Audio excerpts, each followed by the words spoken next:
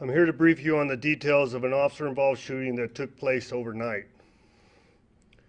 I'm sorry to report that one of our officers was killed in the line of duty this morning. Here are the preliminary details as we know them.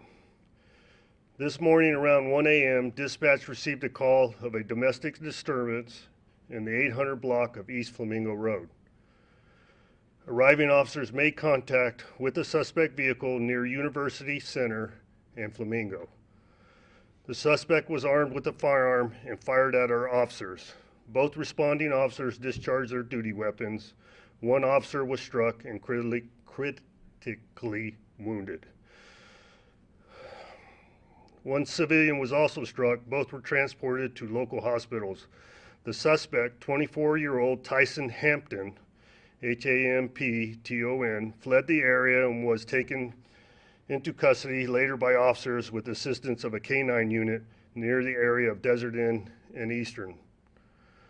Hampton refused to comply with officers' commands when he got out of the vehicle, and this is when K-9 was released. He was subsequently taken into custody and received minor injuries during that phase of arrest.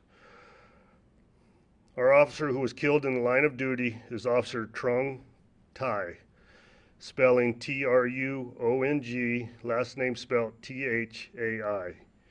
He was 49 years old and has worked with LVMPD since 1999. He was currently assigned to South Central Area Command. Officer Tai suffered a gunshot wound to his torso. I was at the hospital early this morning with his ex-wife and his daughter. Our condolences go out to his family, and we will be helping them in any way we can in the following days. The incident demonstrates the dangers our officers face every day just putting on the uniform and doing their job. During difficult times like this, we appreciate our partnership with the community who always show their support to our fallen officers and their families.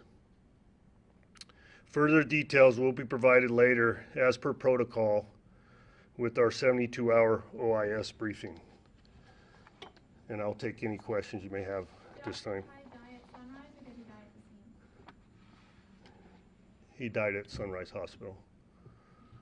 Sheriff Lombardo, this is the 9th OIS, if I'm not mistaken, this year. Last year, there were 5 OISs reported. Is there concern that this is something becoming more common? Obviously, for your department, this is a dangerous situation. Yeah, anytime there's an OIS, it's a concern. As you are very well aware that we just recently had an OIS involving North Las Vegas and one in Henderson. So yes, it's concerning. And hopefully it's not a trend, or it is you know what, I don't want to surmise, I don't want to make judgments on that, but we are seeing an increase in violence associated against our officers on a daily basis. Any idea what that domestic had to do with?